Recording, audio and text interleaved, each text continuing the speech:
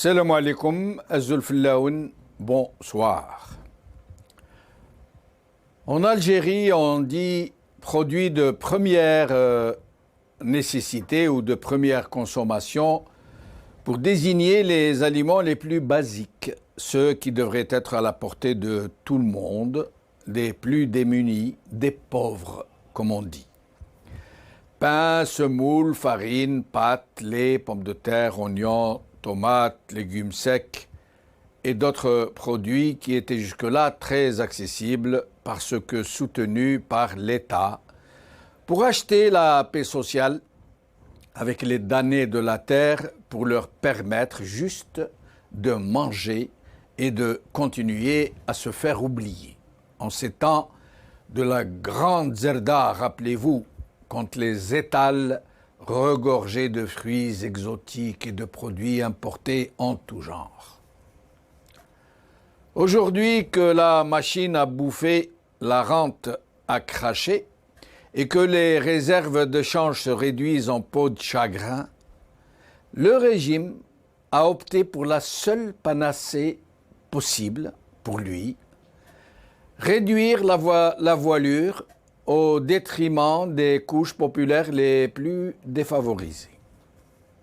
Abandon progressif du soutien des prix, y compris ceux des produits de base qui servent à obtenir d'autres produits locaux comme le poulet par exemple, qui ne peut être obtenu qu'à un taux très important d'intrants importés, comme l'aliment du bétail, les antibiotiques, les batteries et autres ingrédients. Mais il n'y a pas que cela, puisque cette médiocratie qui gouverne le pays se distingue par sa capacité à tout exaspérer, à tout compliquer, à tout aggraver. Comme par exemple de pallier à un manque de financement par la planche à billets, poussé à son maximum. Il en a résulté une explosion des prix, une inflation à peine imaginable, doublée de pénuries sur des produits de première nécessité comme le lait, l'huile de table, la pomme de terre, la tomate et bien d'autres. Les médicaments, les examens et les analyses, très peu ou pas du tout remboursés, sont devenus un luxe dans un pays qui se vante d'assurer une médecine gratuite à la population et dont le président martèle que le secteur de la santé est le meilleur d'Afrique et du Maghreb quand lui-même va se soigner en Allemagne. Et c'est ainsi que dans le même temps où le discours politique n'en finit pas de communiquer sur une mythique nouvelle Algérie, où tout est bien dans le meilleur des mondes, des millions de personnes ont basculé, quasiment du jour au lendemain, dans la précarité et la misère. Une majorité d'Algériens a oublié le goût de la viande, du poisson et de nombreux autres produits alimentaires. Les prix ont explosé. Et en comparaison avec les bas salaires, il est devenu quasiment impossible de pouvoir s'alimenter un tant soit peu normalement, de se soigner, de s'habiller, de pourvoir aux besoins les plus élémentaires de sa famille, à un point où tous les observateurs se demandent comment font les gens pour survivre. En fait, et seulement pour le moment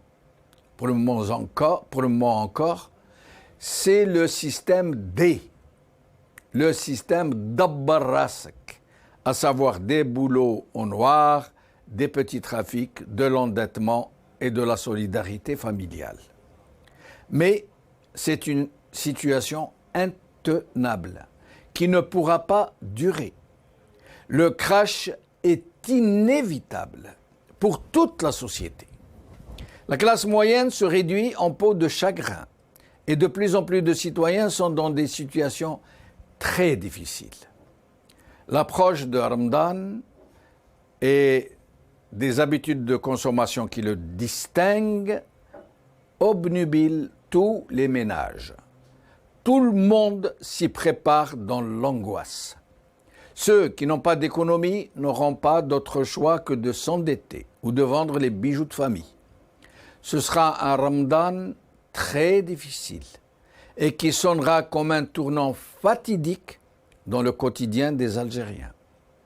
Des difficultés qui vont certainement exacerber le front social et laisser craindre une crispation qui pourrait dégénérer. Face à cette très difficile situation, un régime aux abonnés absents qui procède par replâtrage et qui continue de s'abîmer dans une éperdue fuite en avant. Aujourd'hui, nous commémorons le 66e anniversaire de la disparition de Mostafa Ben Boulaïd Rabbi Yarhamou, tombé au champ d'honneur le 22 mars 1956 dans les Aurès. Militant nationaliste de la première heure, il a été l'un des membres fondateurs du CRUA puis du FLN. Il est l'un des membres du comité des 6 avec Mohamed Boudiaf, l'Arabi Ben Mehdi, Rabah Bitat, Didouche Mourad et Karim Belkacem. Il était le chef de la wilaya, une des Aurès, Nememcha.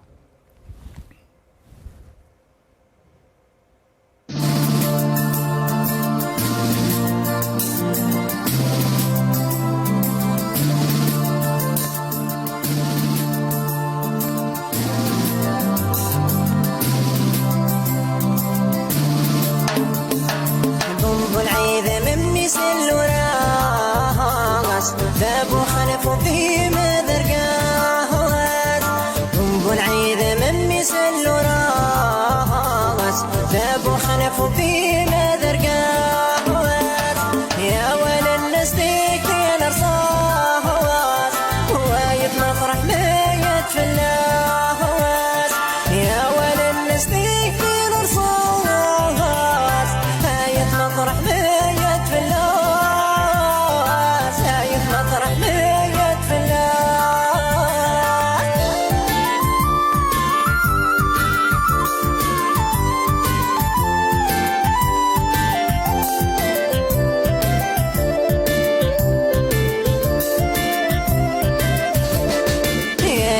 شتيم غريب الصبر الخفيف خيارين هل المشتيم غريب الصبر الخفيف خيارين يركز الهل اللي يدوين موثق فتمرثي ودجين يركز الهل اللي يدوين موثق فتمرثي وتنفتم وتجيب بومبو العيد من مسلوا راس ذابوا خلفوا في مدرقات بومبو العيد من مسلوا راس ذابوا خلفوا في مدرقات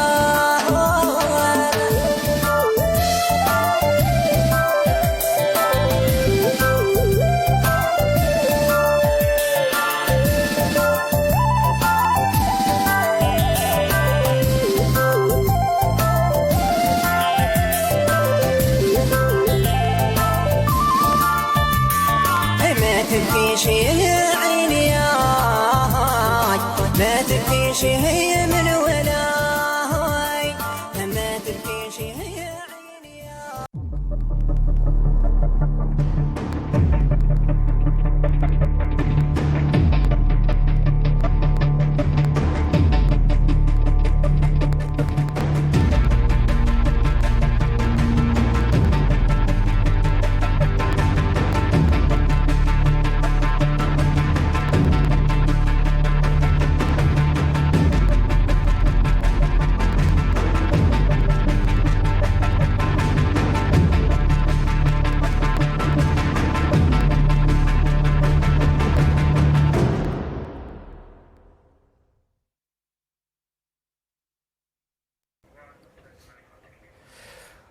Algérie, malaise social et flambée des prix, c'est le titre de notre émission d'aujourd'hui.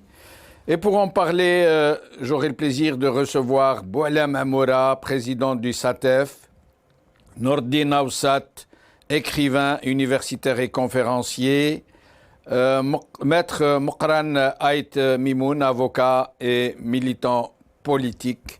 Mais avant de recevoir mes invités, nous avons eu l'agréable surprise aujourd'hui d'apprendre la libération, l'élargissement du coordinateur du MDS, Fethi Gerres, qui est aujourd'hui libre et qui s'est exprimé aussitôt libéré pour dire que le combat continue. Nous allons voir quelques images. السلام عليكم الزلفلاون، مساء الخير عليكم. خرجنا من المواجهة للمواجهة، كنا في الحبس نواجهوا الاعتقال التعسفي، خرجنا صبنا لابوليس تسنى فينا باش نواجهوا حبس واحد آخر كبير هو اسمه النظام السياسي الحالي. الأهداف تاعنا باينة، ماناش راح نتوقفوا حتى نلحقوا نحققوا الهدف اللي رانا ندوسوا عليه، نحيوا الظلم من الجزائر، نبنيوا الجزائر تاع 1 نوفمبر، الجزائر تاع النضال تاع الاحرار في هذه البلاد، باش تولي الجزائر حقيقه مكه الثوار وبلاد الاحرار. الجزائر رساله او رفدها شعبها، ويلزم نحيو الخونه، نحيو العار على هذه البلاد، لان ارض الشهداء ما تقبلش يحكمها العار. تحيا الجزائر، المجد لشعبنا والخلود لشهدائنا. ونشكر كاع الناس اللي تضامنت واللي راهي تتضامن مع المعتقلين واللي تضامنت معايا من كل الصفوف ومن كل الطوائف ومن كل الشرائح تاع المجتمع في الخارج وفي الداخل، المحامين، احزاب سياسيه، مناضلين سياسيين، مثقفين، مجتمع مدني، حراكيين، الشعب الجزائري. Le message d'un homme libre, d'un rassembleur, et qui dit toute sa détermination d'aller jusqu'au bout de ce combat du peuple algérien pour la libération de son pays, pour l'avènement d'un état de droit, d'une république véritable, une république sociale où règne la justice, où les pouvoirs sont séparés et où la seule légitimité est celle du peuple souverain. Maître Mokran Ait Mimoun, merci d'être des nôtres. C'est toujours avec un plaisir que j'interviens sur la chaîne Al Maghribia. Aussi, à l'occasion, donc, je salue vos invités qui sont sur l'antenne d'Al Maghribia, et aussi mes salutations vont aux téléspectateurs de cette chaîne qui a bien voulu, qui a pensé à nous pour intervenir en fonction des questions que nous aurons à traiter avec vous. Merci beaucoup, Mokran Ait Mimoun. Alors d'abord, si nous commencions par l'élargissement, la libération de Fethi Gerres et de sa déclaration, celle que vous venez d'écouter, de cet homme déterminé, de cet homme debout, et le plus beau est qu'il a toujours été accompagné de sa femme qui se tient toujours à ses côtés, qui en quelque sorte l'a remplacé au pied levé quand il était en prison. Elle a rempli l'espace de sa présence, cette belle dame et cette belle Algérienne. Et donc, qu'est-ce que vous pourriez nous dire, Mokran Ait Larbi, sur cette libération, mais aussi sur les autres prisonniers politiques et détenus d'opinion, particulièrement ceux qui sont en grève de la faim? Écoutez, Monsieur Benchenouf, il y a un adage populaire qui dit que à chaque fois que l'on chasse le naturel, il revient au galop. Vous savez très bien que le régime fait fausse route en emprisonnant des militants politiques. Un militant politique, même s'il est emprisonné, il milite avant d'être emprisonné, il milite dans la prison et il clame sa militance en quittant la prison. Donc à chaque fois que l'on arrête un militant politique, il réaffirme avec un peu plus de volonté, avec un peu plus de détermination pour dire que Moi, j'ai choisi la voie de la lutte politique pacifique et je m'en tiens à cette ligne. Et nous venons effectivement d'entendre M.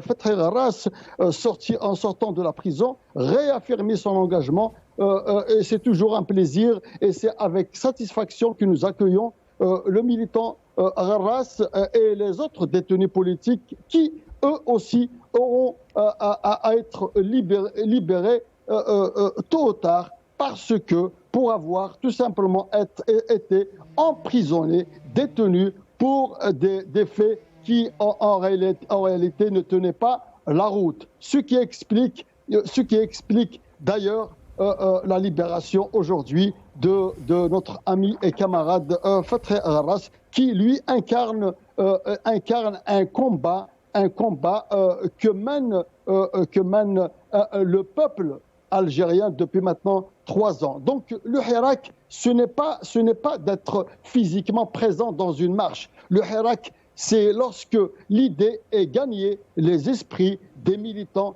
des citoyens qui ont décidé d'en découdre avec un pouvoir qui a décidé de mettre fin à ce mouvement fabuleux qui aspire à changer les choses dans ce pays pacifiquement, politiquement, parce que nous y arriverons tôt ou tard, parce que tout simplement la cause démocratique pour laquelle le peuple algérien s'est levé n'est toujours pas, est toujours une cause sérieuse, une cause juste, et c'est pour cette raison-là que le combat est toujours légitime pour un jour, le plus tôt possible, sera arrivé à terme et changer les choses dans un pays cher pour lequel, vous venez de le dire, Monsieur Benchnouf, pour lequel des gens comme des chouhada comme Ben Boulaïd se soient donnés, livrés, offert leur vie, leur sang, pour que nous vivions aujourd'hui librement dans une Algérie libre et prospère. Très bien. Nordin Aoussat, écrivain universitaire et conférencier, merci d'être avec nous, Nordin Aoussat. Merci à vous aussi, Jamaldine, pour cette invitation. Salam alaikum. Et je salue les téléspectateurs et téléspectatrices d'El Maralibia. C'est toujours un plaisir de passer et de m'adresser à nos compatriotes. Merci. Nordin Aoussat, Fethi Harras, le régime, en le mettant en prison, a procédé d'une double démarche. D'abord, le briser, lui et son entourage direct, et puis aussi dissuader par l'exemple les autres militants, semer la peur, semer la panique parmi les hirakistes. Or, Fethi Harras, c'est tout à fait admirable et ça a réellement eu un effet extraordinaire sur beaucoup de gens qui continuent d'y croire. C'est qu'aussitôt sorti en prison, il a fait des déclarations absolument magnifiques où il dit le combat continue. Et il m'a rappelé une sentence, Nordin Aoussat, je ne me rappelle plus de qui elle est. Vous avez voulu nous enterrer, mais vous avez oublié que nous étions des graines. Nordin Aoussat, sur la libération, sur l'élargissement de Fethi Harras. Absolument. Moi, j'avoue que je ne connaissais pas Fethi Harras avant 1 an ou 1 an et demi maximum.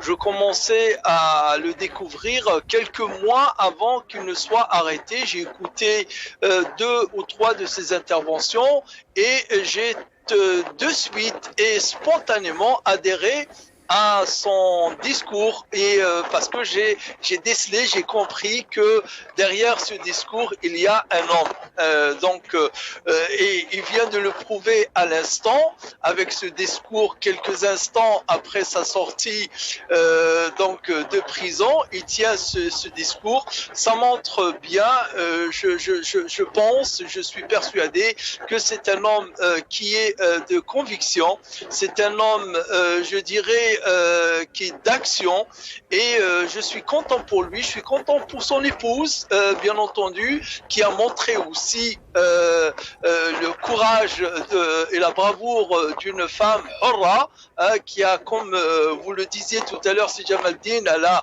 remplacé son mari à pied levé et elle l'a fait avec brio.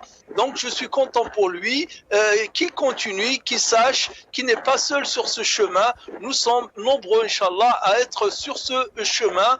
Donc pour tout ce qu'il a cité, l'Algérie des idéaux de novembre, l'Algérie de la dignité, l'Algérie de la liberté, l'Algérie pour son peuple, donc ça reste un combat. Et aussi, je suis content qu'il y a d'autres prisonniers qui ont été libérés aujourd'hui. Et comme je ne sais pas si on va parler tout à l'heure des détenus, oui, nous allons en parler, bien sûr. Et je reviens à vous dans un moment, Nordin Aoussat, justement pour en parler. Un premier tour de micro. Boualem Amoura, donc président du SATEF. Merci Boualem Amoura d'être avec nous. Comme à votre habitude, vous répondez toujours présent. Merci beaucoup. Merci, bonsoir à tous les téléspectateurs de Maghrébia, Zulf Lawel. Bonsoir aussi à mes amis, vos invités. Et bien sûr, je voudrais bien saluer la libération de Fethi Harras, un homme de consensus. Je voudrais aussi saluer sa femme, mais il y a cet adage qui dit que derrière chaque homme fort, il y a une grande dame.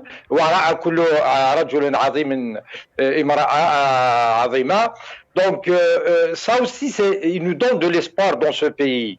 Moi, je voudrais bien qu'en Algérie, qu'il n'y ait plus de détenus politiques ou d'opinion.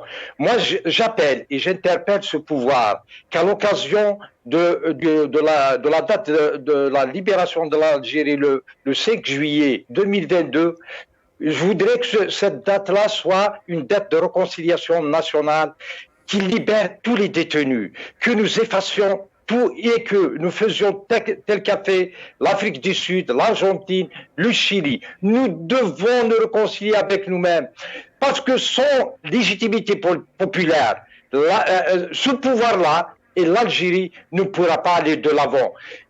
Cette légitimité populaire, elle nous vient aussi comme exemple de l'Ukraine. Nous avons vu, moi je ne suis ni pour pourquoi aller jusqu'à juillet, Boualem Amoura? Pourquoi aller jusqu'à juillet Pourquoi ne pas les libérer maintenant et tout de suite? Oui, c'est ce que nous voulons. Mais je sais que ce pouvoir marche avec des dates historiques, avec des éclats, si j'ose dire. Mais au plus tard, moi je dis ça, au plus tard, nous devons faire de cette journée. Il a commencé déjà hier, aujourd'hui, et encore il le fera demain, à libérer. Mais je voudrais bien que nous faisions de cette date une date de réconciliation nationale. Je disais qu'il doit rester aucun. Mais d'ici là, oui, moi je dis que il n'est pas logique, il est inacceptable d'avoir des détenus d'opinion en Algérie. Ces détenus-là, les connaissons. Des fois, même, je me suis réuni avec eux, nous sommes tous réunis avec eux durant ce Hirak, parce que nous avons organisé et lancé une initiative de la société civile. C'était la Confédération des syndicats algériens qui était l'initiateur. Donc, c'est des gens extraordinaires, c'est des gens qui aiment le pays, des poètes, des politiciens qui, si l'Algérie, elle soit en danger, ce seront ces gens-là qui vont être au front et aux premières lignes. Donc c'est pour ça que je dis, arrêtons d'arrêter les gens. Il faut libérer l'Algérie, il faut libérer le génie algérien, il faut aller vers une légitimité populaire. Moi, je me donne cette date symbolique, historique, comme vous avez cité la date de la mort de Mustafa Ben Boulaïd Rahmo, Karim Belkacem, qui a signé les accords d'Évian le 19 mars. C'était l'anniversaire avant-hier. Il était malade. Il venait de subir une opération. D'ailleurs, dans l'avion qu'il a ramené à Évian pour signer, Auparavant, ces médecins lui ont bien sûr conseillé de ne pas aller, mais avec toutes les douleurs qu'il ressentait, il avait du sang, il avait dit que l'Algérie, avant tout, il avait du courage. Donc, l'Algérien aime son pays. Je voudrais bien qu'on en fasse, je dis d'ici le 5 juillet, qu'on efface tout et qu'on en fasse comme tous les autres pays. Très bien. Alors, je reviens, Moukran Ait Mimoun. Il reste beaucoup de prisonniers, plus de 300 en tout cas, prisonniers politiques et détenus d'opinion qui croupissent dans les geôles du régime, dont certains sont accusés de collusion avec un mouvement terroriste, conformément à l'article, ou de complicité, ou de connivence, conformément à l'article 87 bis, l'article scélérat, qui a été introduit dans le droit pénal de façon scélérate, malhonnête, en violation des dispositions de la Constitution, de leurs propres dispositions, celles qu'ils ont rédigées eux-mêmes et qui n'a pas été adoubée, plébiscitée par les Algériens, puisque le référendum a été un véritable flop, un véritable boycott, mais il n'en demeure pas moins que c'est la Constitution actuelle et qu'ils ne la respectent pas eux-mêmes, qui l'ont faite. Alors, sur ce sujet, Moukran Ait Mimoun, sur cette répression qui continue, sur ces prisonniers politiques et détenus d'opinion qui continuent de croupir dans les geôles du régime algérien. Oui, malheureusement, M. Benchenouf, on aura constaté, on aura compté un nombre très très important d'Algériennes et d'Algériens, surtout d'Algériens, donc de citoyens, qui croupissent encore dans les prisons du pays pour des faits qui n'étaient pas, il y a 3 ans, 4 ans, incriminés par la loi. C'est-à-dire qu'il y a des actes, des activités que l'Algérien, le citoyen algérien, exerçait, pratiquait il y a 3 ans sans avoir à aucun moment inquiété. Cela explique qu'il y a un pouvoir en place qui a changé parce que ce n'était pas le même pouvoir. Il y a 4 ans, c'était le régime de Bouteflika.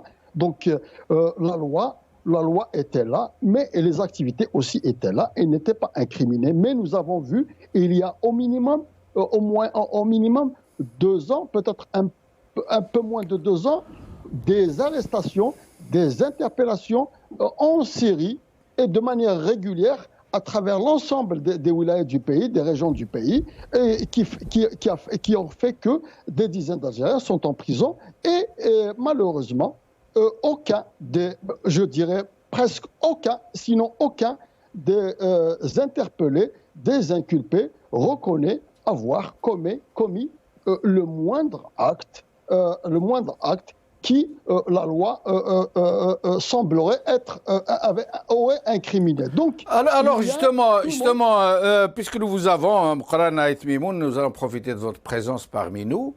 Ce fameux article 87 qui institue donc la possibilité de catégoriser des mouvements politiques en organisations terroristes. Rachad, le mouvement Rachad a été donc classé, catégorisé comme mouvement, comme organisation terroriste. Et le MAC, il est ce qu'il est. On peut lui reprocher, il revendique ouvertement son option pour le séparatisme, pour séparer la Kabylie du reste du pays. Mais ce n'est pas un mouvement terroriste. Le régime lui-même ne l'a en aucun cas prouvé. Il n'a pas apporté le moindre argument, de la même façon qu'il n'a pas apporté le moindre argument pour ce qui est de Rachad. Or, il est non seulement catégorisé terroriste, mais les gens qui appartiennent à ces deux mouvements ou qui ont des contacts avec ces mouvements politiques sont emprisonnés sous le chef d'inculpation de collusion ou de connivence ou de complicité avec un mouvement terroriste. Alors expliquez-nous, maître, comment on peut catégoriser, classer un mouvement politique comme organisation terroriste sans aucune preuve, sans aucun acte terroriste qui puisse servir d'argument? D'abord, je tiens à préciser pour nos téléspectateurs que j'appartiens à un parti politique qui s'appelle le RCD, donc un parti politique agréé, donc un parti politique national qui milite pour l'unité de l'Algérie, qui est une entité indivisible. Là-dessus, il n'y a rien à négocier. Donc, nous n'avons absolument rien à partager avec un mouvement qui se proclame ou qui clame le séparatisme. Mais on aurait aimé que l'article 87 bis du Code pénal, introduit au Code pénal, soit largement débattu d'abord et avant tout par les juristes pour nous dire est-ce que l'article en question, d'abord, il pouvait figurer en position de bis dans un code pénal. Ceci d'une part. D'autre part, il faut savoir que la disposition pénale, le droit pénal, la loi pénale, la loi répressive est sujette à une interprétation restreinte. C'est-à-dire qu'on ne peut pas interpréter un texte de loi de manière large, de manière extensive. Et là, quand nous allons voir est-ce qu'il y a ce qu'ils appellent l'acte terroriste. Et lorsque nous faisons le parallèle avec ces deux organisations, nous ne voyons pas l'acte terroriste en question. Et là, ça pose problème. Donc, c'est pour ça que je vous dis qu'il faut aller dans l'interprétation restrictive de la loi. Restrictive, on ne peut pas, je veux dire par là, interpréter un texte de loi de manière très large. On n'a pas le droit. Ça peut se faire en matière commerciale, ça peut se faire en matière civile, ça peut se faire en matière de statut personnel, en matière de divorce, et tout ce que vous voulez, mais en matière pénale, de manière générale, en matière criminelle, on n'a pas le droit de venir et l'interpréter au sens large. Si un acte terroriste n'est pas là, n'est pas matérialisé dans les faits, on ne peut pas aller le qualifier d'acte terroriste. C'est pour ça qu'il y a problème en matière d'interprétation. Et l'interprétation, je le dis et je le redis, en matière pénale, il faut qu'elle soit très, très restrictive, parce que derrière ça, il y a ce qu'on appelle la liberté individuelle et publique, surtout la liberté individuelle. C'est pour cela que ce principe est consacré dans toutes les constitutions du monde, et notamment les constitutions démocratiques, là où, pour ne pas attenter à la liberté des gens. Donc, à mon sens, l'article 87 bis devait automatiquement avoir un large débat, et surtout par les députés qui sont supposés en débattre pour voir est-ce que techniquement il devait être introduit au code pénal ou non. Mais dans tous les cas, même s'il devait être introduit, son interprétation poserait problème, parce qu'on devait limiter son Mais même dans la mesure des personnes. Mais même dans la mesure où il n'aurait pas été institué par ordonnance, même s'il avait été discuté et validé par un Parlement dont tout le monde sait que c'est un Parlement aux ordres, choisi ou désigné par une fraude électorale, même dans ce cas. Supposons que ça fait partie de la loi. Il institue les règles pour catégoriser les mouvements terroristes. D'accord, les organisations terroristes, d'accord, on est d'accord. Mais pour pouvoir accuser un mouvement politique ou une personne d'acte terroriste, il faut le prouver. Or, jusque-là, on attend toujours qu'on nous apporte un argument quelconque que le MAC a commis des actes terroristes, ou que Rachad a commis des actes terroristes, ou que les gens qui ont été emprisonnés sous prétexte d'appartenir à l'une ou l'autre, à l'un ou l'autre mouvement politique, aient commis un acte terroriste. Ça se constate. Il y a un PV de police, il y a une enquête, une instruction judiciaire, il y a un procès avec des arguments, avec des preuves. Or, il n'en est rien. Il n'y a aucun acte terroriste qui a été retenu, qui a été prouvé, mais néanmoins, les deux mouvements sont considérés comme des mouvements terroristes, alors que tous les deux existent en Europe. Et imaginez des mouvements, des organisations terroristes qui existent en Europe, qui ont un agrément, qui ont des locaux, qui évoluent, dont les membres tiennent des réunions, des conférences, qui voyagent. Alors, comment peut-on catégoriser un mouvement terroriste sans preuve, sans la commission d'actes terroristes? Oui, c'est pour ça que je vous disais, pour le principe, à la limite, le mouvement MAC dont vous parlez est un mouvement effectivement qui ne s'inscrit pas dans le caractère national du pays. Et là, je ne pense pas qu'il puisse y avoir un mauvais Algérien qui accepterait que ce mouvement fasse de l'Algérie une entité qui voudrait partager. Là, c'est impardonnable. On ne peut pas, on ne cautionne pas ce genre de démarche. Mais matériellement, quand vous dites, nous n'avons pas, je suis au même titre que vous, dubitatif, je ne vois pas moi non plus ceux qui pourraient être aujourd'hui qualifiés d'actes terroriste au sens matériel du terme pour pouvoir poursuivre des gens. Et on aurait peut-être trouvé d'autres arguments, d'autres artifices juridiques pour poursuivre ces gens, comme je le disais, pour la simple raison qu'ils n'ont pas le droit de demander d'être dans un mouvement qui veut faire de l'Algérie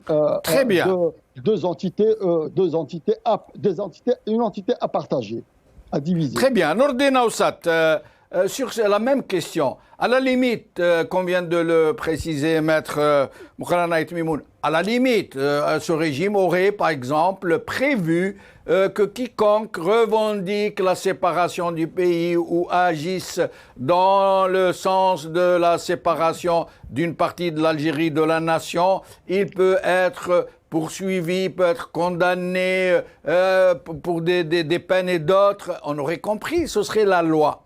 Or, ils ont décidé d'en faire des mouvements terroristes par un article scélérat qui n'a pas été, promulgué de façon légale et qui accuse ces mouvements d'être des organisations terroristes sans aucune preuve. Aucune. Et il a mis leurs membres ou des gens qui leur appartiennent en prison pour actes de terrorisme alors qu'ils n'en ont commis aucun. Comment voyez-vous cette situation? À la limite, pourquoi ils n'ont pas légiféré de façon à dire, par exemple, quiconque appartient au MAC, qui est un mouvement séparatiste, sera puni d'une peine de prison de tant d'années. Ou alors, quiconque appartient à Rachad, qui se revendique de telle ou telle idéologie, sera condamné à telle ou telle. À la limite, on aurait compris. Ils seraient restés logiques avec eux-mêmes. Mais les accuser d'actes terroristes, alors que ce n'est pas le cas du tout. Ils n'ont pas apporté l'ombre d'une preuve. Alors, à votre avis, Nordin Aoussat? C'est Jamaldine. Pardon. Justement, ils sont très très logiques avec eux-mêmes, je dirais. Ils sont très très logiques avec eux-mêmes dans le sens où, vous le dites toujours, nous le disons toujours et depuis très longtemps, la différence entre un état de droit et un état médiocratique ou oligarchique ou arbitraire ou bien de non-droit pour être simple et neutre, disons, c'est ça. C'est là où réside la différence. Un état de droit, il légifère de façon normale, de façon institutionnelle. On connaît le circuit de la loi. Cette loi 87 bis, nous savons comment il l'a pondu du jour au lendemain, monsieur Abdelmajid Tebboune. Elle n'est même pas passée par l'Assemblée populaire nationale, bien que c'est un croupion et c'est une, je dirais, chambre d'enregistrement, mais même pas ça. Donc, cette loi, dans la façon dont elle a été promulguée, le contenu même, le texte, quand vous lisez le texte, mais c'est, comment dirais-je, une phraséologie, un style abscon, louche, comment dirais-je, vague, et c'est fait à dessein. C'est fait à dessein. Puisque je voyais à l'instant le Qadi Ihsan à votre Absolument. écran, Ah, j'allais vous poser la question, justement. Oui. j'y viens. Donc, hier, nous avions une image très symbolique, très significative. Il n'y a pas de hasard, hein. Tout comment dirais-je, tout est destiné, tout est prédestiné. Al-Qadi Ihsan. Rien que par son nom, Al-Qadi, c'est le juge, et Ihsan, la bonté. Hein, je ne vais pas faire, comment dirais-je, d'éloge de la personne, mais c'est un journaliste. Il écrit tous les jours, il parle tous les jours. Il est un homme public depuis plus de 40 ans. On le sait, qu'il n'a rien à voir avec le terrorisme. Donc, qu'est-ce qui s'est passé hier? Il y a quelqu'un qui est connu, un journaliste, en l'occurrence, qui s'appelle Al-Qadi Ihsan, le juge de la bonté, ou bien le juge et la bonté, qui avait rendez-vous avec le juge du téléphone. Hein, le juge aux ordres de la junte et des DRS. Voilà ce qui s'est passé. Donc il n'y a pas... Et qui lui a signifié qu'il était poursuivi pour collusion ou quelque chose comme ça avec une organisation terroriste. Rien que ça. Qadi Ihsan, connu pour être l'un des meilleurs journalistes du pays, un de ces journalistes qui ont sauvé l'honneur de cette profession, contrairement à beaucoup d'autres qui l'ont traîné dans la boue. Absolument. C'est pour ça que je voulais un petit peu faire une petite explication de sa signification. Al-Qadi Ihsan qui est connu, on l'a plus. Mais pourquoi? Il faut aller au-delà de cette, je dirais, anecdote du nom de Qadi Ihsan avec le Qadi du téléphone. C'est que Al-Qadi Ihsan, depuis l'année dernière, depuis son fameux article où il avait dit faisons en sorte que Rachid ne soit pas exclu, ne soit pas marginalisé. C'était mois de mars, je pense, de l'année dernière, contrairement à Saïd Saadi, qui, le premier, a lancé les flammes et les flèches empoisonnées envers le mouvement Rachid, qui est connu, et là je vais dire l'autre partie qui n'a pas été dite par M. Ait Mimoun et aussi l'autre invité que je salue, mes compatriotes, c'est Amoura et c'est Ait Mimoun. Il a parlé, c'est Ait Mimoun du MAC, mais il me semble qu'il n'a pas parlé de Rachid. Rachid auquel, comment dirais-je, je n'ai jamais appartenu, ni à mon âge suis tenté d'y appartenir, mais je constate que depuis 2008, ce groupe, ce mouvement, cette organisation, elle ne cesse de parler de la non-violence. Elle a invité des grands penseurs de la théorie de l'action non-violente. Elle a fait des séminaires, elles ont fait des émissions. Comment un pouvoir peut traiter cette organisation d'être une organisation terroriste, et il pourra beau chercher à trouver de preuves, il ne trouvera pas de preuves, sauf que nous comprenons pourquoi. Le but de cette loi, c'est de terroriser la société, c'est de faire peur.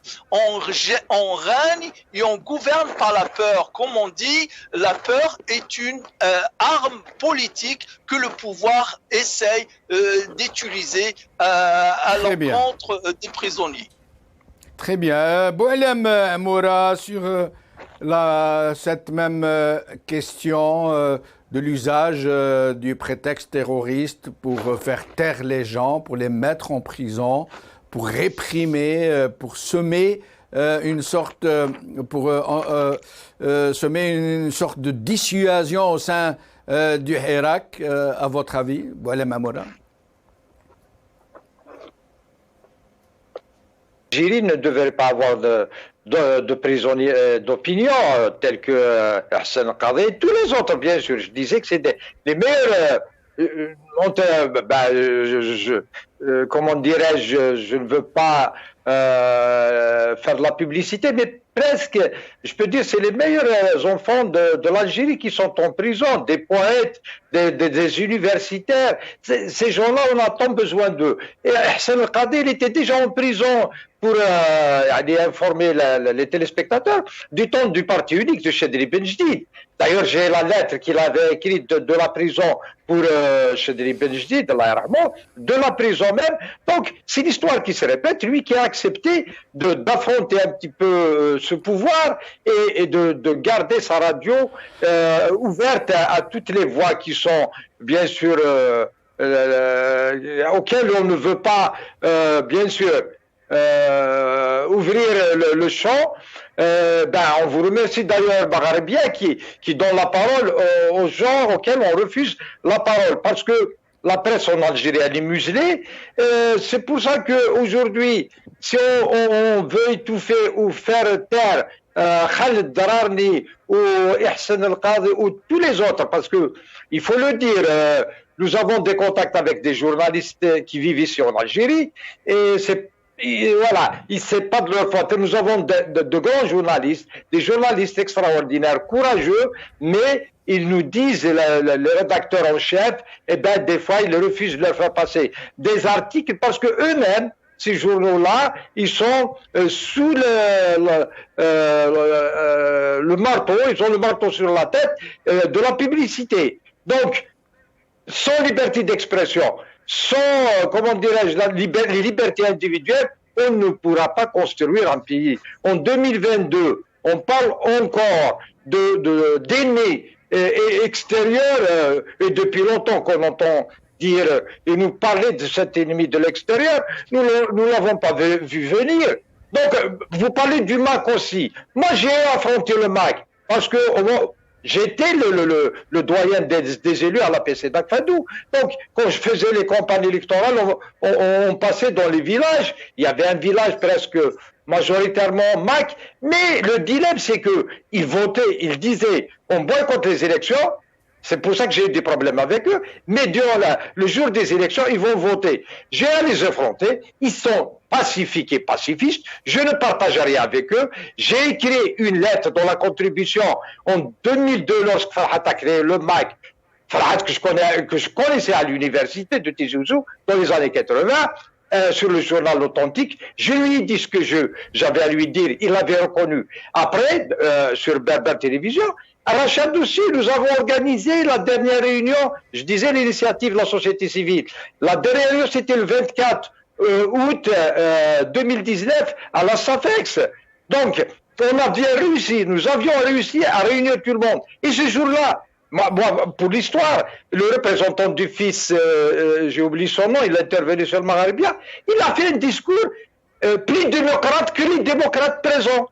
Il y avait tout le monde, la société civile, tous les partis, à part bien sûr les partis du pouvoir. Donc ce que je veux dire là, que les Algériens peuvent se mettre autour d'une table et bien sûr s'entendre. Et qu'on arrête à chaque fois de nous faire perdre du temps, de stigmatiser les Algériens, de créer des lois sur mesure. Cette loi de 87 bis, elle est passée bien sûr dans une période où il n'y avait même pas d'Assemblée populaire nationale, il n'y avait pas de Parlement. Donc maintenant, aussi plus grave que ça, ils ont même publié leur nom sur le journal officiel. Ça veut dire que pour Rachad Dilmac, il n'y a que ces personnes-là. Pourquoi alors on emprisonne les autres personnes? C'est la question qu'on se pose. Moi, je dis qu'on laisse les Algériens s'organiser, bien sûr, débattre entre eux, comme on le fait assez bien dans toutes les wilayas, et l'Algérie ne se portera que mieux. C'est ce que nous cherchons. Qu'on arrête cette pression que vit l'Algérien, parce que le titre, le malaise social, nous le vivons quotidiennement. Moi, je me pose la question chaque matin, chaque soir, à minuit. Quand l'Algérien pourra-t-il vivre dignement? Quand l'Algérien pourra... Nous allons y arriver, Boualem Amoura. Mais s'agissant de journalistes, il faut savoir, et les Algériens le savent très bien, que tous les journalistes ne sont pas étouffés, empêchés de s'exprimer. Au contraire, il y en a qui se font une joie de servir le régime pour accéder à la mangeoire, pour accéder au râtelier, des patrons de presse qui se prostituent au sens vrai du terme pour quelques pages de publicité ou pour pouvoir figurer dans la nomenclatura, avoir accès à certains privilèges. Mais il y a des journalistes dignes, des journalistes honorables, des hommes d'honneur qui sont aux côtés de leur peuple, qui font leur travail de façon admirable et qui font honneur à leur métier, et dont l'un vient de nous quitter, malheureusement, un journaliste connu pour avoir été du côté du Hirak, Kamel Rimouz, Rabbi Yerhamou, journaliste à Constantine, qui vient de décéder après une longue maladie. Rabbi Yerhamou ou Saleh, quelques images pour lui rendre hommage.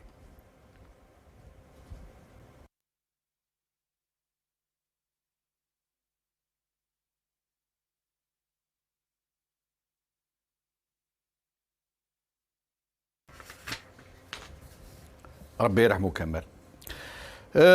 Moukran Tmimoun, comme l'indique le titre, malaise social et flambée des prix, ça fait déjà pas mal de temps que des catégories entières de la société algérienne basculent dans la misère, dans la précarité, qu'ils ne savent plus à quel sein se vouer. Beaucoup sont en train de vendre les bijoux de famille, de s'endetter. Heureusement qu'en Algérie, il y a encore cette tradition de solidarité familiale qui empêche, fort heureusement, la misère d'apparaître en plein jour. Mais beaucoup de gens aujourd'hui mendient dans la rue, beaucoup de gens n'arrivent plus à nourrir leur famille, beaucoup de gens n'arrivent plus à envoyer leurs enfants à l'école, beaucoup de gens n'arrivent plus à se soigner normalement. Certaines analyses, examens, radios et autres coûtent les yeux de la tête dans un pays qui se dit un pays qui assure une médecine gratuite à ses citoyens, ce qui est tout à fait faux. La sécurité sociale ne rembourse que très peu. Et donc, pour tout arranger, Ramadan qui approche, Ramadan qui est, qu'on le veuille ou non, malheureusement, le mois de la meilleure consommation pour la société algérienne de l'année. Ce mois de jeûne, en fait, c'est un mois d'hyperconsommation pour toute la société algérienne. C'est le mois où les Algériens mangent le mieux, du moins chacun selon ses moyens.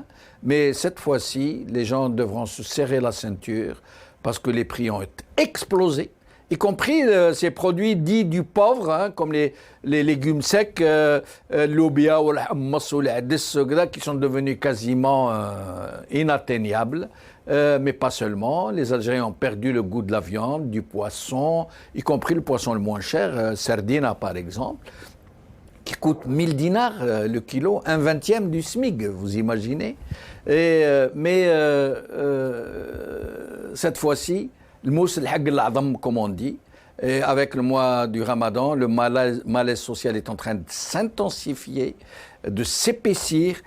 Qu'est-ce que vous pourriez nous dire sur le niveau de vie des Algériens qui est en train de dégringoler, sur la difficulté des Algériens à vivre normalement, à pouvoir nourrir leurs enfants, les habiller et se permettre le minimum vital pour vivre.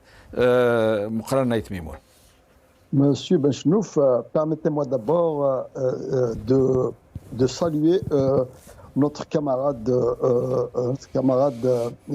Qadi Hassan, que j'ai eu l'occasion de rencontrer il y a 22 ans, le jour où il y a eu une rencontre pour lancer le syndicat national des journalistes.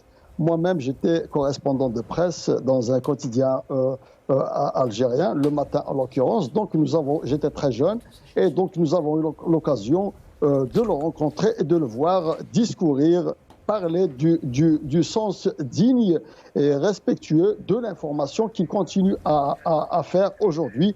Et à cause de cela, à cause probablement de cela, qu'il est aujourd'hui poursuivi sans bien sûr pour autant connaître l'objet officiel de la poursuite. Ceci étant pour notre ami et camarade Qadi Hassan. Maintenant, sur un autre registre, à savoir à savoir la flambée des prix, le malaise social, la situation intenable, comme vous dites, que traverse aujourd'hui l'Algérie et l'Algérien de manière très générale. Donc, nous sommes dans un pays qui est supposé être riche, malheureusement, paradoxal, quand nous voyons la pauvreté s'élargir davantage de tous les jours que Dieu fait. Et des Algériens n'arrivent plus à leur fin de mois pour ceux et celles qui ont la chance de travailler, parce qu'il y a des dizaines, voire des milliers d'Algériens qui ne trouvent pas encore, qui ne trouvent pas encore du travail. Donc, nous n'allons pas discuter de ces gens-là. Discutons au moins de ceux qui travaillent, qui n'arrivent pas à faire le bout du mois. Vous savez très bien que c'est une question d'économie, et l'économie est liée intrinsèquement à la question de la bonne gouvernance. Tant que la gouvernance dans ce pays n'est pas bonne, il est tout à fait clair que l'économie va avec, parce que nous avons entendu 10 millions de fois nous parler de la relance économique qui n'arrive pas à voir le jour dans notre pays. Nous attendons cette relance économique tant promise. Malheureusement, nous sommes au stade, encore une fois, de slogans creux.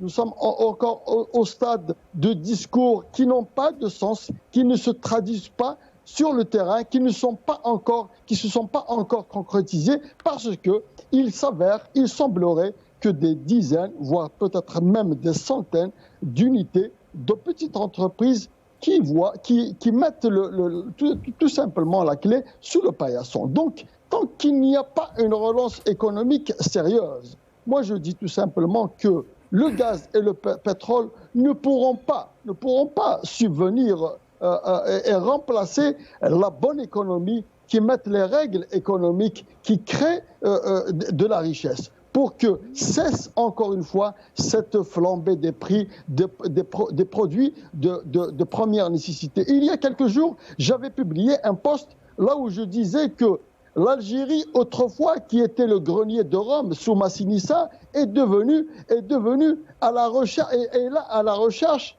d'un sac de semoule sur le marché mondial. C'est vraiment catastrophique, la situation, elle est catastrophique. Et malheureusement, nous ne voyons pas encore la lueur d'espoir pointer à l'horizon. La société, on reconnaît la prospérité d'un pays et ses équilibres par rapport à sa société, à sa classe moyenne. Plus la classe moyenne est large, et plus c'est un signe de prospérité, d'équilibre, de bonne gouvernance. Plus la classe moyenne se rétrécit, et plus c'est un signe de mauvaise gouvernance, de misère, de risque, de malaise social. Or, la classe moyenne, en Algérie est en train de se rétrécir.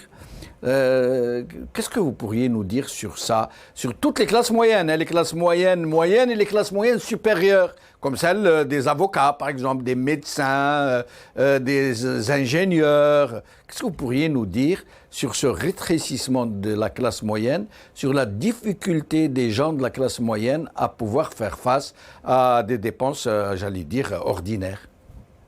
Vous savez, je ne suis pas économiste, mais je sais une chose. Quand la classe moyenne est le critère et le paramètre qui définissent une économie, c'est-à-dire une bonne économie, c'est que la classe moyenne fait l'équilibre entre les couches défavorisées, complètement défavorisées, et la classe supérieure. Il y a un peu plus, je dirais, parce que je suis dans une classe moyenne, je suis avocat de profession, donc comme les médecins et autres corporations qui sont dans cette classe catégorifiée comme classe moyenne. Vous savez très bien qu'il y a maintenant 2-3 ans, nos clients n'arrivent plus à honorer leurs avocats, donc c'est une corporation que je connais bien, donc ils n'arrivent plus à honorer leurs avocats parce que ils sont dans des situations qui ne leur permettent plus justement de se payer, je dirais entre guillemets, passez-moi l'expression, de se payer un avocat. Et lorsque vous voyez des avocats qui ne sont pas dans une meilleure position, qui n'arrivent plus eux aussi, dans une large mesure, à satisfaire leurs besoins quotidiens sur le marché, à ce moment-là, vous allez vous dire effectivement qu'il y a un malaise, un sérieux malaise qui affecte la classe moyenne en Algérie. Et quand cette classe est affectée, cela vous conduira à déduire qu'effectivement l'économie ne va pas, si économie il y a bien sûr, parce que finalement même les économistes sérieux ne parlent plus d'économie, parce que dans une économie il y a des règles qui sont en marche, et malheureusement on n'arrive pas à décrire ce qu'est l'économie en Algérie, parce que nous sommes encore une fois dans ce qu'on appelle une économie de rente, c'est-à-dire que nous puisons notre richesse de la vente du pétrole et du gaz, et à chaque fois qu'il y a baisse de cette production, nous tenons nos ventres parce que nous dépendons, notre économie dépend de cette richesse. Et c'est pour ça qu'il y a réellement matière à se soucier de l'avenir économique de l'Algérie. Très bien. Alors, avant de donner la parole à Nordin Oussat, nous allons voir quelques images. Skikda, par exemple. Skikda. ها هو خوتي الشعب راهم كفر على الزيت. ها هي الزيت والسميد. ها تفرجوا اخوتي. ها تفرجوا لاشين. La chaîne El Zit, vous avez vu la longue chaîne, l'huile. Alors, Beskra. كلهم بالك ايش تقول العرايس؟ ما نقول له والو، صور وابعث له برك راح على باله. على باله قول له الزيت والسميد ما كانش. هذا ما قال. الجلال راه في ازمه. وتقول له جزائر جديده، من اين هذه الجزائر الجديده؟ Alors, nous allons voir une image très particulière. Un avion qui vient en Algérie complètement vide, alors que les Algériens ne trouvent pas de place pour entrer. Pourquoi? Parce qu'il y a des accords commerciaux entre Air Algérie et d'autres compagnies qui les obligent à aller vides et à revenir pleins, donc pour pouvoir maintenir les prix très hauts, contrairement à la Tunisie ou au Maroc, qui sont juste à côté, où les billets parfois atteignent 30 euros, 40 euros, 50 euros. En Algérie, c'est la compagnie la plus chère au monde au kilomètre parcouru et dans des conditions similaires. C'est la compagnie la plus chère du monde parce que c'est une mauvaise gestion, il y a une pléthore de personnel, c'est complètement chaotique. Et qui paye c'est les passagers algériens. Regardez cet avion qui faisait, je crois, Paris-Alger, regardez-le bien, pendant que les Algériens ne trouvent pas comment se rendre dans leur propre pays. Regardez. Alors aujourd'hui, je pars à Oran du matin, et on n'a pas de passagers dans l'avion. Parce que les autorités algériennes ont décidé qu'on ne devait pas prendre de passagers aujourd'hui parce qu'on leur faisait de la concurrence. Donc ça sera seulement au retour qu'on ira prendre les passagers. Tous les autres sont restés à Orly et doivent repartir avec Air Algérie. Incroyable l'Algérie, incroyable. Cette personne qui filme nous dit que, c'est une hôtesse probablement, les autorités algériennes nous empêchent de prendre des passagers pour ne pas leur faire de concurrence. C'est dire les abysses, c'est dire l'ampleur des dégâts. Nous allons écouter maintenant M. Rzig, le ministre du Commerce, l'inénarrable ministre du Commerce, en train de répondre à un citoyen. Écoutez. السلام عليكم. السيد الرئيس السلام عليكم. حنايا رانا مضرة، كلشي راه غالي علينا، كلشي وين ما نحطوا يدينا بالك. اليوم الزيت انا رانا نشوفوا فيه بعينينا قال لك حتى شهر رمضان، اما لي انا ما ناكلش نزير السنتوره حتى شهر رمضان من يدخل ما نعمل. قال لك لا ما نبيعوش، هذه واحده. ثاني البطاطا انا نشرو فيها 13 نعرف، وانا عندي 8 وامهم 9 وانا 10. وخلينا من هذه مهبلينا والله ما مش مخلينا. يا الحاج هاي 6000 قدامك. نعم. الزيت قدامك ورا مدير التجاره. اليوم يبدا السوق. والله انا نشوف فينا رب العالمين يعاون ان شاء الله. ان شاء الله باذن الله. بارك الله فيك سيد المدير، بارك الله. Vous avez entendu ce monsieur هاي الزيت قدامك، هاي البطاطا قدامك، كلش من بينوري تهضر لي عليها هذه، هاو الزيت هاو قال له، وهاي البطاطا. Parce que quand lui arrive, bien sûr, ils mettent de la pomme de terre, de l'huile. Mais c'est incroyable. Nordin Awsat. هاي البطاطا قدامك، هاي الزيت قدامك سي نوردين. Absolument, absolument. Le Qabaïl, c'est Jamaldin, les Kabyles dont je fais partie, ils ont un adage, il dit Imik Ouker Hadrar, Imik Goul Oumna. C'est-à-dire, quand il a volé, et j'étais présent, j'ai vu, et quand il a juré qu'il n'a rien fait, je l'ai cru. Donc ce même ministre qui lui-même, il vient d'entendre le citoyen lui dire la pomme de terre elle coûte 130 dinars, et l'huile on nous dit qu'il faut attendre le mois de Ramadan pour qu'elle soit vendue. Et lui il lui dit non, alors que si on nous montrait la queue pour ces pommes de terre à 60 dinars, on va voir que c'est une queue de 100 mètres ou 150 ou 200 mètres et voilà. Donc le problème c'est ça, c'est ce bonhomme, c'est ce ministre du commerce qui est l'expression même. Ce ministre du commerce, il personnalise, il incarne toute la gabegie, toute la démagogie, toute l'irresponsabilité. Toutes les responsabilités des décisions politiques concernant notamment les prix et le secteur agroalimentaire. Lui, ce ministre, il y a quelques mois, on l'entend, hein, la vidéo elle a circulé sur les médias et les réseaux sociaux, qui disait que d'ici la fin de l'année, c'est-à-dire la fin de 2022, nous allons exporter de l'huile. Nous allons exporter de l'huile. Attends, c'est pas fini. Le chic, justement, c'est qu'il va rajouter par la suite, il dit attention, ce ne sera pas du produit fini, mais nous allons exporter de la matière première.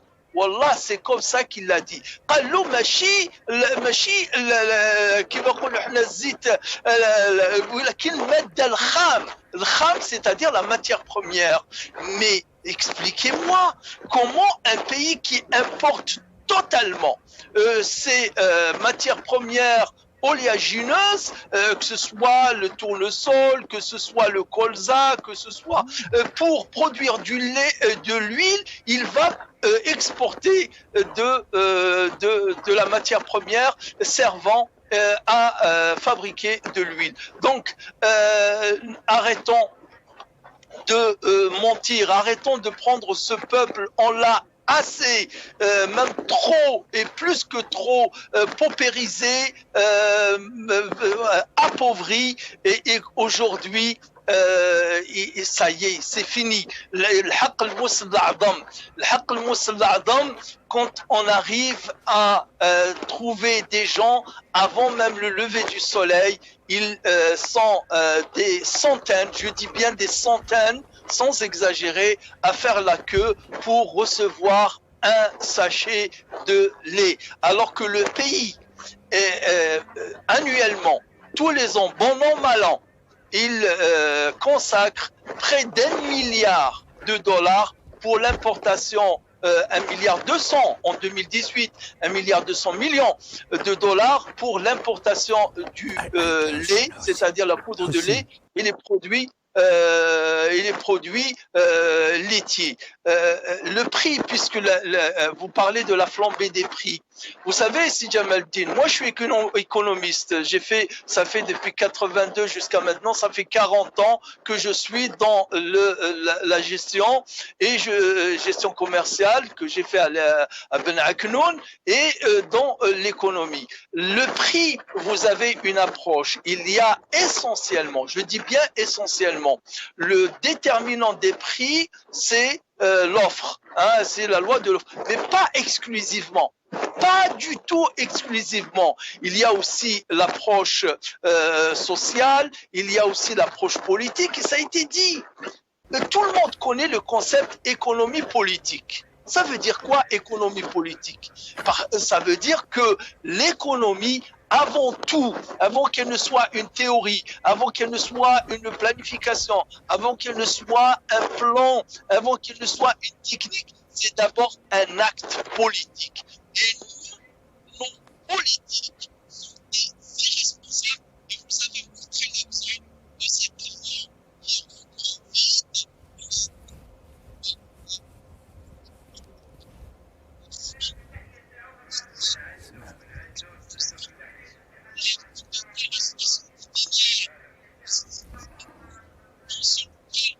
Nordina Oussat, on ne vous entend plus, il y a un souci. Je vais vous laisser entre les mains de la régie. Je reviens à vous dans un instant. Boelem Amoura, vous, le syndicaliste, vous qui êtes très proche des travailleurs, donc des salariés, mais qui êtes proche aussi des chômeurs, des salariés qui ont perdu leur emploi. Alors, dites-nous un peu, est-ce que vous pourriez nous donner une idée d'abord sur les prix qui se pratiquent sur le marché? Merci. De prime abord, je vous réponds qu'il n'y a plus de classe moyenne en Algérie. Certes, il y a ces professions libérales, telles que les commerçants, vous citez certains avocats. Oui, parce que nous, en tant que syndicat, la semaine passée, nous avons déboursé 120 000 dinars pour une seule affaire, hein, pour un avocat. Donc, le simple citoyen, il ne pourra pas honorer les honoraires de son avocat. Maintenant, si on parle des produits de large consommation, ce matin, au marché, la courgette, elle faisait 150 dinars. La courgette, parce que c'est à l'approche du Ramadan. Vous avez le raisin sec. Le raisin sec, c'est entre 700 et 900 dinars. La première qualité, c'est 900 dinars. Et les Algériens, ils consomment les raisins secs durant le mois de Ramadan parce que on se prépare, ce sera pour la semaine prochaine. La viande, c'est à 1400 dinars. C'est presque comme le SNMG, le SMIC, qui est à 18 000 dinars. Eh ben, le poulet aussi, il vacille entre 500 à 550 dinars. Les œufs, un plateau d'œufs de 30 œufs, c'est 470 dinars. Le pain à 15 dinars. Et j'en passe. Hein. Si je vais vers le lait infantile, c'est le minimum, c'est pour une boîte de Gigoz, qu'on appelait à l'époque Gigoz, c'est 650 dinars minimum. Vous allez vers l'huile, le lait, la semoule. Ça, c'est des pénuries. Comme disait M. Aoussat, pour la semoule, c'est à partir du 5 heures du matin à la chaîne, c'est à partir de 5 heures du matin. Vous allez trouver, la majorité, ce sont des femmes, elles sont là, et des fois, toute la journée, elles attendent le camion qu'il arrive au dépôt, et des fois, ils n'arrivent même pas. Donc, elles sont là, elles ne font même pas ce qu'elles ont fait, le ménage, par exemple, ou autre chose, ou éduquer les enfants. Les lentilles, c'est 270 dinars. Vous avez les haricots, presque à 290 dinars. Et c'est ce que consomme l'Algérien moyen, si on peut dire ça. Le riz, c'est entre 140 à 160 dinars. Et j'en passe. Je vais passer aussi, on parle de papier. Une rame de papier qui faisait, avant décembre, elle faisait 520 dinars. Aujourd'hui, je l'ai acheté chez le grossiste, 780 dinars. Une rame de papier, c'est à 800 dinars. Ça veut dire que même les cahiers, le prix des cahiers, ils ont augmenté. Imaginez un père de famille qui a 2, 3, 4, 5 enfants et qu'il est obligé à chaque fois de leur acheter des fournitures scolaires. Eh ben, Le flan, comme à l'époque, on disait le gâteau des montagnards, pâtisserie Le Flan, qui faisait 20 dinars, aujourd'hui c'est 70 dinars. Je donne des exemples comme ça, mais si vous arrivez aussi, par malheur, vous tombez malade, c'est la visite chez le médecin, le minimum, médecin généraliste, c'est 1200, minimum. Je parle minimum. Mais chez le Et la spécialiste, Sécu, combien elle rembourse sur la consultation? elle rembourse 50 dinars, c'est-à-dire le tarif de 50 dinars sur 1200 dinars? Oui, parce que c'est le tarif de 1983. Et pour le spécialiste, vous payez 2500 dinars et on vous rembourse sur le prix de référence de 1983 sur 100 dinars, c'est-à-dire 80%, vous aurez droit à 80 dinars de remboursement. Et sur les médicaments aussi, vous avez la majorité des médicaments qui ont des étiquettes rouges, c'est-à-dire qu'elles ne sont pas remboursables. vous arrivez devant le pharmacien, il vous sert, et bien vous n'êtes pas remboursé. Moi-même, tous les fonctionnaires, moi-même je paie 8200 dinars pour la sécurité sociale mensuellement, chaque mois. Mais je n'ai le droit que de me faire rembourser, tomber malade une fois par mois, et l'ordonnance ne doit pas dépasser les 3000 dinars. Vous vous faites rembourser une fois par mois. Et si vous tombez malade 2 fois, comment ça se passe? Eh bien, vous n'avez pas le droit, vous allez payer de votre poche. Cette semaine, j'ai payé 700 dinars de plus parce que la facture, l'ordonnance, elle dépasse les 3000 dinars. Et aujourd'hui, toutes les factures, elles dépassent les 3000 dinars. Vous avez la dernière radio, vous êtes à 2200 dinars. Et on vous rembourse sur un prix de référence de 150 dinars. Vous avez le scanner à 8000 dinars, à 10 000 dinars, et on vous rembourse un prix de référence de 400 dinars. C'est tout ça qui fait que l'Algérien aujourd'hui, il souffre. Il n'y a pas de classe moyenne. Aujourd'hui, si on parle de classe moyenne, à l'époque, vous pouvez prendre vos enfants et aller, ne serait-ce qu'utiliser eux-mêmes ici en Algérie en vacances. Aujourd'hui, nous ne pouvons pas le faire. Nous sommes cloîtrés à longueur d'année chez nous, donc on ne peut pas sortir parce que c'est des dépenses qui coûtent très cher. Vous allez aussi, si on parle du rang à béton... Combien d'années d'expérience, combien d'années de carrière vous avez, Boualem Amoura, en tant qu'enseignant?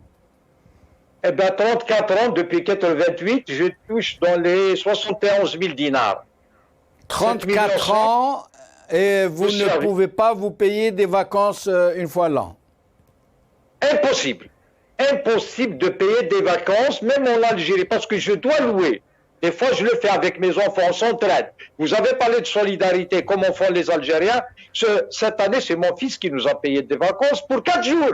4 jours, parce que je ne peux pas payer un appartement devant la plage, bien sûr. En été, vous allez devant à la plage, pas au sud, par exemple. Donc, on avait pris 3, 4, 5 jours, c'est tout. Ça nous revient très cher déjà.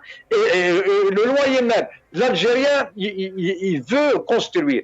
Mais vous savez que le roi à béton, le Kental, il fait 16 000 dinars. Et vous savez qu'un camion de sable, il fait 8 000 dinars. Qu'est-ce que vous allez faire avec un seul camion? Donc, si on prend tout ça et on fait une comparaison, nous, notre syndicat, nous avions fait ce travail-là, une étude comparative, un tableau comparatif des années 95 jusqu'aux années 2021. Vous parlez de sardines, ça fait longtemps qu'on ne la mange pas parce qu'elle fait 1000, 1200 dinars. Et à l'époque, elle faisait 100 dinars. Je l'ai pris. D'autres prix aussi, si je parle de viande, en 1995, le kilo faisait 280 dinars. Aujourd'hui, il est à 1400 dinars. Et si vous ajoutez... C'est quasiment 700%. Boualem Amoura, je suis obligé de vous interrompre. Je suis désolé, nous avons dépassé le temps de l'émission. Et nous allons revenir vers Nordin Aoussat pour lui permettre 2 minutes parce qu'il a été coupé. Je suis désolé de vous interrompre. C'est la ralbe, c'est les aléas. Donc, Nordin Aoussat, en moins de 2 minutes, s'il vous plaît. Je suis désolé de ne pas revenir vers Maître Moukarana Mimoun non plus. Moins de 2 minutes, Nordin Oussat, s'il vous plaît, pour conclure. Oui, donc je disais que vous m'écoutez là? Oui, oui, très bien. Très bien, très bien. Donc j'étais en train d'expliquer le prix, la formation des prix. Je disais qu'il y a le déterminant, c'est l'offre, mais il n'y a pas que ça. Il y a aussi la politique, il y a le social, il y a le moral. Donc quand l'État intervient pour casser les prix, c'est pas pour réguler, c'est pas pour stabiliser, pour casser les prix. Il fait du mal aussi bien aux citoyens parce qu'il va le frustrer en lui offrant la pomme de terre une semaine et puis pendant 10 semaines ou 4 semaines, il va pas l'avoir déjà. Il n'a pas la possibilité d'offrir de la pomme de terre tout le temps sur un long temps à 60 dinars. Mais si déjà l'État lui-même cesse cette démagogie, cesse de casser les prix, cesse de porter la responsabilité accusatoire pour les fellahs ou pour les mandataires, on pourra peut-être régler un tant soit peu cette question des prix. Mais sinon, bien entendu, il le dit très bien, c'est Amoura qui connaît très bien, qui était syndicaliste, qui connaît bien ce marché. Les prix, ils sont faux en Algérie. Les salaires sont trop bas. La distribution ou la redistribution à travers les allocations, les remboursements, etc. ne sont pas faits convenablement. Il faudrait... Et j'étais en train d'expliquer juste un point en 10 secondes, que l'économie, c'est avant tout un acte politique. Et tant qu'il n'y a pas un gouvernement légitime, un président légitime, un parlement légitime, on ne peut pas on ne peut pas mettre en place une politique économique rationnelle et qui répond aux aspirations et aux attentes du peuple. Et c'est pour ça que nous luttons dans le Hirak pour que l'avènement de cela. Et je vous remercie. Merci. Et nous reviendrons forcément sur ce sujet brûlant qui touche toute la société algérienne, y compris les sociétés moyennes supérieures. Pardon à Maître Moukarana Mimoun de ne pas revenir vers lui. Nous avons malheureusement débordé sur le temps de l'émission. Merci Maître Moukarana Mimoun. Merci Professeur Nordin Oussat. Merci Boualem Amoura. Merci à vous, chers amis, d'avoir suivi cette émission. Qala khair. Slama.